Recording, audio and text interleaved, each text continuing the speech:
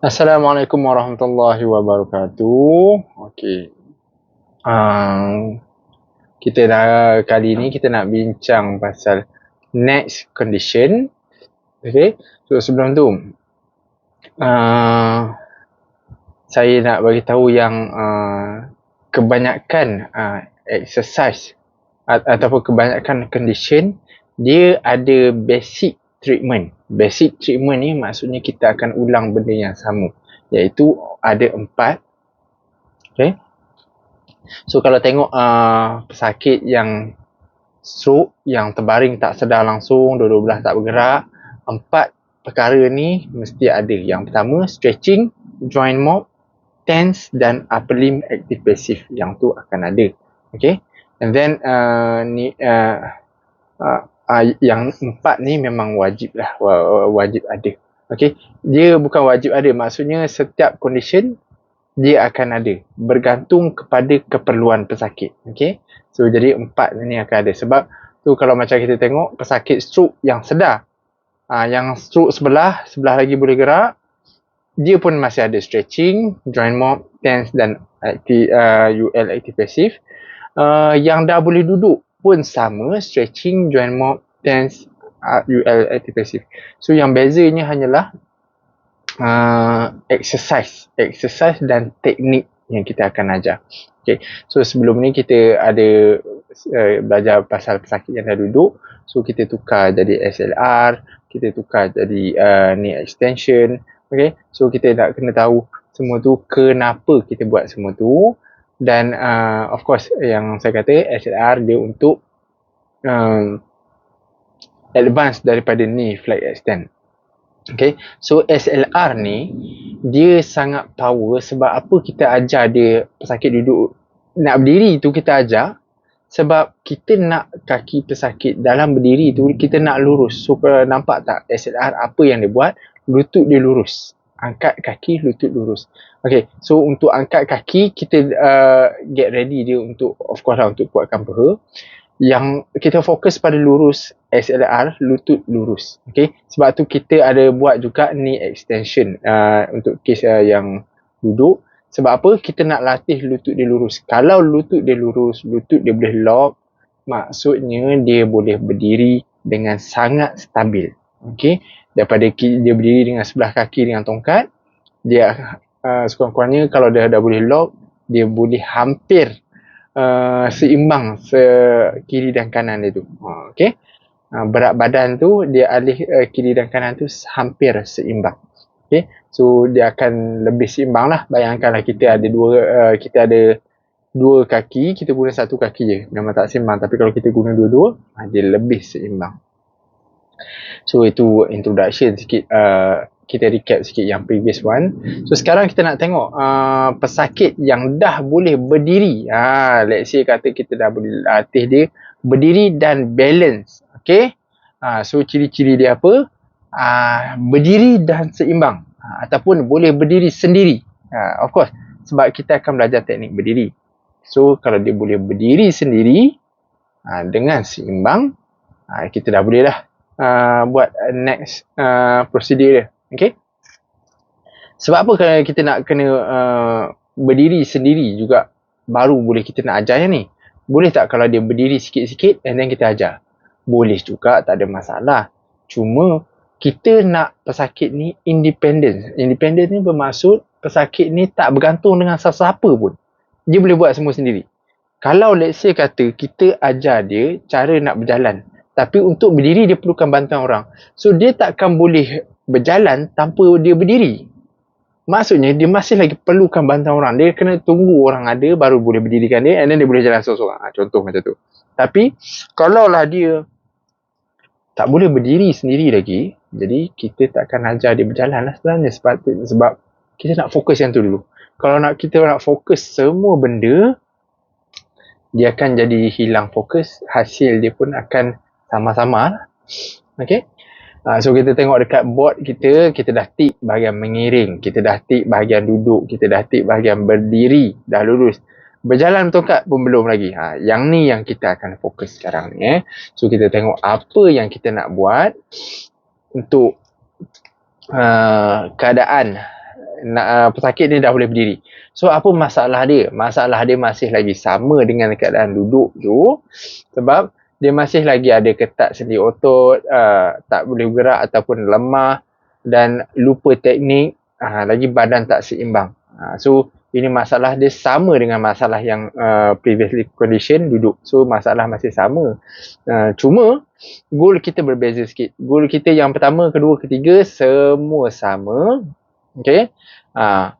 Goal keempat kita bina keseimbangan badan. Yang tu kita tambah. Sebelum ni yang lain semua sama. Yang tu kita tambah. Sebab apa keseimbangan badan? Kita nak berjalan ni, kalau dia tak seimbang betul-betul, dia melangkah je dia akan terbalik. Sebab dia dah melibatkan pergerakan dalam keadaan berdiri. Kalau berdiri senyap, lain. Dia stable. Bila pergerakan dalam berdiri, dia lebih perlu keseimbangan yang sangat, orang kata, tinggi. Alright?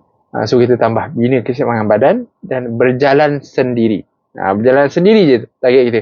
Tak kisahlah berjalan tongkat ke, jalan sengit ke, jalan macam mana ke, janji jalan sendiri. Okay? So itu je goal kita. Alright? So kita tengok pada rawatan, apa yang kita nak buat. Still yang sama macam saya kata tadi, basic rawatan, basic treatment, stretching, joint mop, tense, UL, active passive.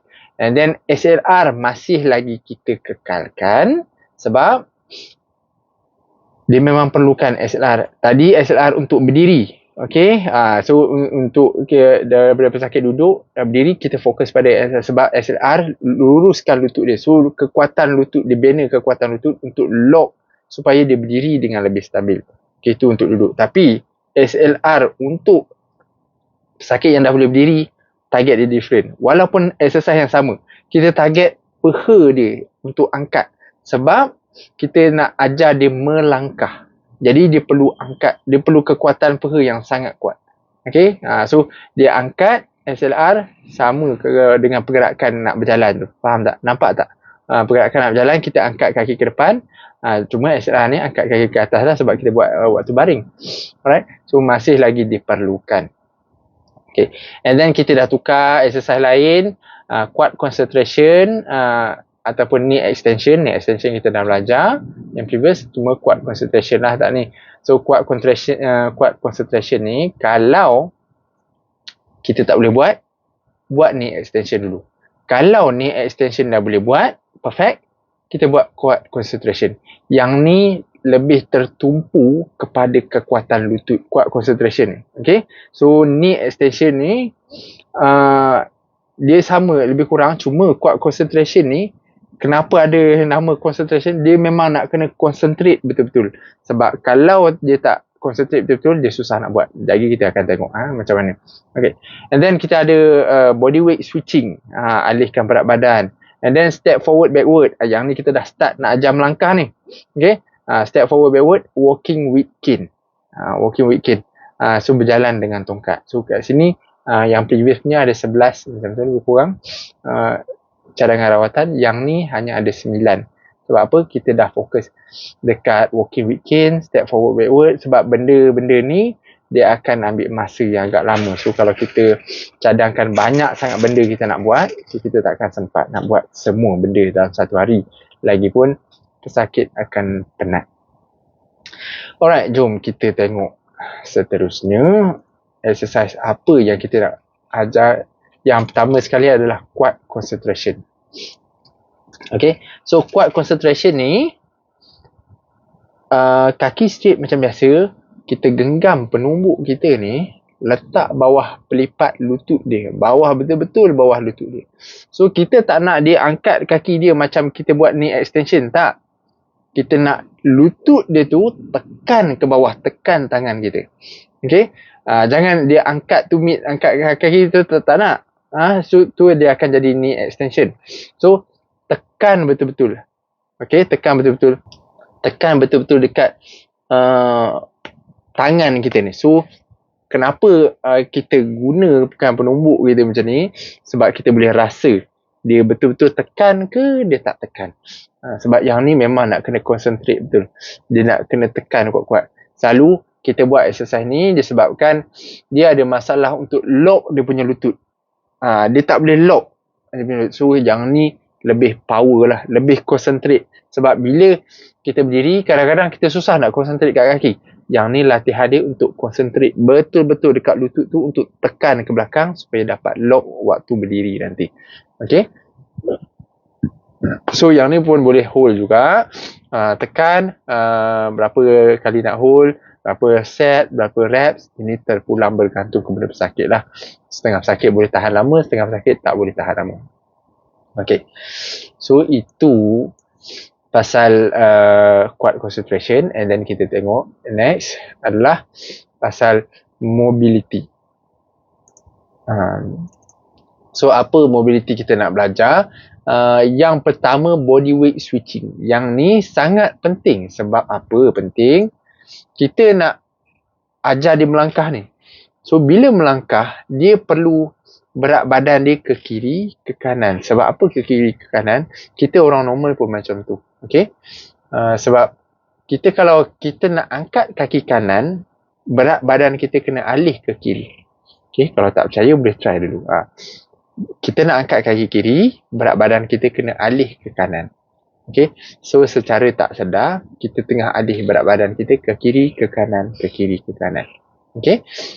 Cuma untuk orang normal ni, dia tak nampak obvious lah kita kiri kanan macam tu. Okay? Sebab kita masih lagi balance, kaki kita masih lagi kuat. Tapi untuk orang stroke, diorang memang nak kena rasakan betul-betul alihkan berat badan macam mana. Sebab itulah, yang ni lutut memang nak kena power, nak kena lock. Kalau lah diorang tak boleh bersedia lagi nak lock, macam mana? Kita akan tolong lock kan. Okay? Macam mana kita nak tolong lock? Yang ni kita kena ajar dalam praktikal lah. Okay? So sama ada kita berdiri kat depan. Kalau pesakit tu, saya dah kata sebelum ni, pesakit tu masih lagi tak stable, masih perlukan banyak bantuan kita berdiri kat depan. So kalau pesakit tu dah rasa agak stable, dah kurang bantuan kita nak bagi sikit-sikit je, kita boleh berdiri kat tepi. Tepi sebelah mana? Tepi sebelah bahagian stroke. Okay? So tengok body weight switching. Yang pertama, just kita gerakkan badan je, ke kiri, ke kanan, ke kiri, ke kanan. Tak payah angkat tapak kaki, tak payah buat apa-apa. Berat badan kita je, ke kiri, ke kanan, ke kiri, ke kanan. Fokus dia untuk apa? Sampai kaki kita rasa ringan. Kita berat ke kanan, kaki kiri kita rasa ringan. Berat ke kiri, kaki kiri kanan kita rasa ringan. Tokat boleh pegang macam biasa lah. Sebab kita dah start nak angkat, nak melangkah. Kita nak belajar angkat dan melangkah. Of course, kita nak kena rasa benda tu. Okay? That's the objective kita. And then the progress, kalau macam dah start okay, dah start faham, kita dah boleh angkat, ajar dia untuk angkat tumit pula. Okay? Berat badan alih ke kanan, angkat tumit kiri. Berat badan alih ke kiri, angkat tumit kanan. Okay? Angkat kiri, kanan. Kiri, kanan. And then, kita angkat lebih lagi. Angkat sampai ujung jari je cecah lantai. Ujung jari cecah lantai. Angkat tumit tinggi-tinggi sampai ujung jari je cecah lantai. Okay? Angkat. Ni kita panggil tips toes. Okay? So, angkat kiri, kanan, kiri, kanan, kiri, kanan. Dah rasa biasa, dah rasa okey. So, kita boleh progress lagi. Angkat keseluruhan terus. Tapak kaki tu angkat. So, berat badan ke kanan, angkat kaki kiri. Letak. Berat badan ke kiri, angkat kaki kanan. Letak. Okay, so, kat sini sangat penting untuk faham. Kita tak nak dia angkat laju-laju. Sebab bila angkat laju-laju, dia akan jadi meloncat. So, kita tak nak macam tu. Sebab tu kita latih dia daripada awal step. Biar dia faham banyak mana dia nak kena, berat badan dia nak kena ke kiri untuk angkat kaki kanan. Banyak mana berat badan dia nak ke kanan untuk angkat kaki kiri. Okay? So, kita nak dia rasa kaki tu dah ringan, baru dia angkat. Jangan dia berat, lepas tu dia paksa angkat. Bila dia paksa angkat, dia akan jadi loncat. Okay? So, kita tak nak macam tu. So, kita nak dia angkat betul-betul. Okay? So, kalau tak sedia lagi, tak apa. It's okay. Belajar dulu. Kiri, kanan, tak payah angkat kaki dulu. Okay? So, kalau dah sedia, dah rasa faham, try angkat tengok. Berat. Okay. Dia tak semestinya laju-laju. Kiri, kanan, kiri. Tak. So, kita boleh je suruh dia untuk berat ke kiri, rasa sampai ringan dulu. Kiri lagi sikit. Dah rasa ringan belum? Belum. Kiri lagi. Rasa ringan belum? Belum. Dah kiri, dah rasa macam ringan. Try angkat. Okay. Lepas tu kanan pula. Kanan. Dia tak semestinya kiri, angkat, kanan, angkat, kiri, tak. Okay. Sebab kita nak dia rasa. So, benda-benda macam ni nak kena buat perlahan-lahan. Untuk step macam ni, nak belajar body switching ni perlahan-lahan. Sebab dia nak kena rasa. Okay. Dia nak kena rasa. So, kalau dia tak rasa, agak susah lah dia nak faham. So, dia kena rasa benda ni. Okay. So, itu saja pasal body weight switching. Ini adalah permulaan untuk start melangkah. Okay. So, seterusnya kita akan tengok step forward, backward. Okay. Step forward, backward ni ada 3. Okay. Yang pertama, step forward, backward ni maksudnya kita melangkah ke depan dan ke belakang. Ke depan dan ke belakang. Okay. So, bila dah mahir body switching, okay, kita dah tahu macam mana nak alihkan berat badan kita dan kita boleh start melangkah lah. Okay. Bila start melangkah, berat badan alih ke kanan, angkat kaki kiri. Okay. So, kita ada pecahkan latihan dia. So, tengok kat sini. First kali kita ajar kaki stroke dulu untuk melangkah ke depan, angkat balik ke belakang. Angkat letak depan, angkat letak belakang. Okay. So, yang ni pun boleh buat 10 reps. Okay. Dan boleh buat dalam 2 set ataupun 3 set macam tu lah. Bagi dia faham macam mana dia nak alihkan berat badan tu. Okay.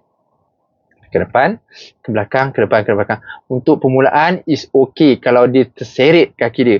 Contoh dia angkat, elok. Nak angkat balik ke belakang, dia seret. Is okay. Sebab kita target apa? Nak berjalan dulu. Dia seret ke apa ke, lantak dia lah. Nanti kita akan perbaiki kemudian. Alright. So, lepas ajar kaki stroke, ajar kaki baik pula. Kaki baik tak nak loncat laju-laju, nak kena angkat slow-slow ke depan, angkat balik ke belakang. So, bila angkat kaki baik ni, kaki stroke nak kena make sure lock betul-betul. Kalau dia tak boleh lock sendiri, kita nak kena tolong dia lock. And then yang kedua, tongkat nak kena tekan betul-betul. Kalau tak tekan, memang susah nak angkat kaki yang baik tu perlahan-lahan. Dia memang akan jadi loncat. So, target kita adalah untuk dia angkat perlahan-lahan, letak. Dan angkat balik, letak balik ke belakang. Angkat, letak, angkat. Dia macam ni. Angkat, letak, angkat ke belakang balik. So, loncat maksud saya adalah dia cepat-cepat macam tu. Ataupun dia kesut seret. So, yang ni kita tak nak. Kita tak nak, okay. So, kita nak latih dia supaya dia faham betul-betul. Sebab apa kita bahagikan kanan dan kiri supaya lebih cepat faham. Mula belajar kaki stroke and then kaki baik pula. Macam tu. Kita tak boleh ajar sekaligus, nanti dia pening. Dan kalau dah start okay, dah start faham sikit-sikit, kita hajar dua-dua belah. Dua-dua belah ni, maksudnya kita dah start ajar teknik berjalan lah ni. Okay. So, teknik berjalan, kaki ke depan. Okay. So, bila masuk teknik berjalan, dia akan ada step. Dia akan ada step tertentu. Macam pakai tongkat, dia ada bahagian nak kena buat dulu, ada bahagian nak kena buat kemudian. Apa? Nak melangkah, apa dulu ke depan? So, yang pertama, bila nak berjalan, tongkat dulu ke depan. Lepas tu, diikuti dengan kaki stroke, and then barulah kaki baik. Itu melangkah ke depan. So, macam ni lah mana-mana pun. Tongkat, kaki stroke, kaki baik. Tongkat, kaki stroke, kaki baik. Tongkat berapa jauh? 1 langkah ke depan. 1 langkah ke depan sama dengan langkah kita. Okay. Untuk permulaan, orang stroke ni lagi kecil langkah dia, lagi selamat. Okay. So, kita tak nak dia langkah terlalu jauh. Tak. Kita lagi kecil, lagi selamat. Okay. So, kalau macam dia langkah, okay. So, kita susun betul-betul. Tongkat ke depan, kaki stroke, kaki baik. Tongkat ke depan, kaki stroke, kaki baik. Okay. Try mula 2-3 langkah. Okay. So, untuk permulaan mungkin boleh buat 3 langkah dulu. And then, kalau dah advance boleh buat 5 langkah. 8 langkah ataupun 10 langkah. Ataupun boleh dah okay. Baru kita start jalan jauh-jauh. Macam tu. Okay. So, ini lebih pada teknik berjalan. So, kalau dah 2-3 langkah, macam mana nak reverse pula? Okay, so reverse kita actually kalau nak undur, kita reverse balik cara kita jalan ke depan. Okay. So, bila jalan ke depan, tongkat dulu. Lepas tu, kaki stroke. Lepas tu, kaki baik. Kan? Untuk reverse, kaki baik dulu. Pergi ke belakang. Kaki stroke pergi ke belakang. Tongkat pergi ke belakang. Nampak tak? Dia reverse balik. So, tadi, tongkat dulu yang mula-mula. Nak ke depan, tongkat dulu pergi. So, nak balik, nak patah balik, tongkat dulu last. Okay. So, kaki yang kedua masih lagi sama. Kaki baik. Yang ketiga ke depan. Yang kedua masih lagi sama, kaki stroke. Yang ketiga, kaki baik. Kaki baik ni bila jalan ke depan, dia yang last kali. So, bila nak reverse balik ke belakang, dialah yang pertama. Okay. So, untuk reverse, kaki baik, kaki stroke, tongkat. Kaki baik, kaki stroke, tongkat. Macam tu. Alright, so untuk pusing. Okay. So, untuk pusing, you all boleh tengok. Pusing ni, kita tak boleh pusing direct terus tau. Macam tu. So, kalau korang tengok video ni, kita pusing sikit. Pusing ni masih lagi dalam keadaan yang kita sama selari kaki kita. Kita tak ada, bila dah pusing, kaki kita dah tak tersusun. Perasan tak bila kita jalan tadi pun, kaki kita masih selari. Tongkat sama dengan level kaki kiri dengan kaki kanan sama level. Okay. So, itu adalah neutral. Macam mana kita berdiri, macam tu lah. So, maksudnya kat sini, kalau kita melangkah satu langkah, habis je satu langkah, kita akan duduk dalam keadaan neutral balik. Kaki sama level dengan tongkat semua sama level. Okay. Melangkah lagi satu langkah, and then reset balik. Melangkah satu langkah, and then reset balik ke neutral. Ke posisi yang mula tadi. Okay. Sama juga dengan pusing. Pusing, kita pusing sikit-sikit, and then satu langkah pusing, sama balik neutral. Satu langkah pusing, sama balik neutral. So, kita tengok. Kita pusing dekat good side pun, walaupun good side, tongkat dulu kita angkat, pusing je. Kita tak langkah ke depan lah. Sebab kita nak pusing arah sini. Kan? Arah good side tu. Arah yang baik. So, tongkat kita angkat, kita pusing je. Lepas tu, lepas tongkat apa? Nak ke depan ni. Lepas tongkat apa? Kaki stroke. Kaki stroke langkah ke depan. Okay? And then kaki baik ikut pusing. So, samalah. Tongkat pusing. Kaki stroke langkah ke depan. Kaki baik pusing. Jadi macam ni dia akan dapat pusing. Sikit. Sama juga kalau kita pusing dengan sebelah bahagian stroke. Kaki tongkat dulu sebab kita nak ke depan. Jadi tongkat dulu. Macam mana tongkat dulu nak kena pergi. So tongkat dulu ke depan sambil kita pusing sikit tongkat tu. And then kaki stroke pusing. Kaki baik tu ke depan sikit. So tongkat ke depan. Kaki baik. Kaki stroke pusing. Kaki baik ke depan sikit. Macam tu lah. Alright. So tu macam mana cara kita nak pusing ke kiri, ke kanan. Depends pada keadaan stroke kat mana lah. Okay. So dekat sini saya ada satu lagi tambahan iaitu crab walking dekat sini. Okay. So crab walking. Crab walking ni macam mana? Okay. Sebelum melangkah ke depan, kalau dia tak boleh melangkah ke depan ni, dia susah. Dia sangat tak stabil. Okay. Tadi kita dah ajar langkah ke depan. So kalau dia tak boleh langkah ke depan, dia susah. So kita nak kena buat crab walking dulu. Crab walking ni macam mana? Berjalan ke tepi. Ke kiri, ke kanan. Ke kiri, ke kanan. Ini lebih stabil. Sebab apa? Kalaulah dia berdiri daripada katil, kan? Dia berdiri daripada katil. So kalau kita jalan ke kiri, saya ingat macam ketam tu, katil masih lagi di belakang dia. So in case kalau nak jatuh, kita lebih selamat. Dia akan jatuh atas katil dia. So untuk case crab walking ni, kalau dia nampak masalah keseimbangan yang terlalu teruk, so kita akan ajar crab walking lah. Okay, melangkah sikit-sikit ke kiri, melangkah sikit-sikit ke kanan. Okay, melangkah sikit-sikit ke kiri, melangkah sikit-sikit ke kanan. Okay, untuk melangkah ni, kita bergantung kepada contohlah dia stroke sebelah kanan. Okay, contoh dia stroke sebelah kanan, dia nak melangkah ke kiri. Jadi anggota kiri akan pergi dulu. Kiri pergi, kaki kanan pergi, tongkat ikut. Macam tu. Kiri pergi, kanan pergi, tongkat ikut. So kalau dia stroke belah kanan tapi dia nak pergi ke kanan, so tongkat dulu pergi, kaki kanan, kaki kiri. Tongkat dulu pergi, kaki kanan, kaki kiri. Dia ikut susunan macam tu. Alright. So itu adalah crab walking. So dia tujuan dia untuk bina keseimbangan, bina confident untuk dia melangkah, angkat kaki dan melangkah. Okay. Sebab crab walking ni lebih selamat, lebih stabil. Ini kalau macam dia susah sangat nak nak melangkah ke depan. Jadi kita boleh tambah ni sebagai exercise untuk dia, biasakan dia melangkah. Okay. Kalau macam ni, biasanya pesakit lebih mudah fokus sikit sebab dia rasa selamat katil ada kat belakang. Tapi kalau macam jalan ke depan, pesakit yang struggle, dia akan susah nak fokus untuk jalan. Sebab dia fikir takut, dia fikir gayat, dia fikir tak pandai lah, apalah. So, banyak benda dia fikir. Tapi kalau crab walking ni, kita ajar dia, biasakan dia dulu, insyaAllah dia akan lebih mudah fokus, dia akan lebih mudah faham. Alright, so itu sahaja. Itu sahaja untuk masalah pesakit yang dah boleh berdiri. So kita recap balik. So untuk ciri-ciri pesakit yang dah boleh berdiri, of course dia dah boleh berdiri sendiri. Berdiri sendiri dan berdiri dengan seimbang lah. Alright. Matlamat kita apa? Masih lagi yang sama. Kekalkan, longgarkan sendi otot, rangsangkan semula otot dan saraf, bina kekuatan pinggang dan kaki, dan kita ada tambah goal kita, bina keseimbangan badan dan berjalan sendiri.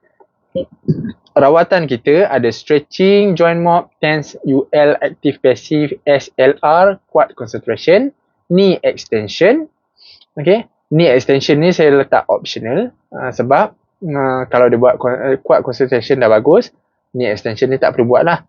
Knee extension ni boleh advise dia untuk buat head saja. Okay, buat exercise kat rumah saja. Okay, so sebab quad concentration sebenarnya agak susah dia nak buat seorang-seorang sebab dia kena fokus. Jadi kita kena tahu dia tu tekan ke tak tekan. So actually kita tak cadangkan lah dia buat quad concentration kat rumah. Kita just cadangkan ni extension saja. Okay, seterusnya body weight switching, step forward backward, crab walking dan walking with cane.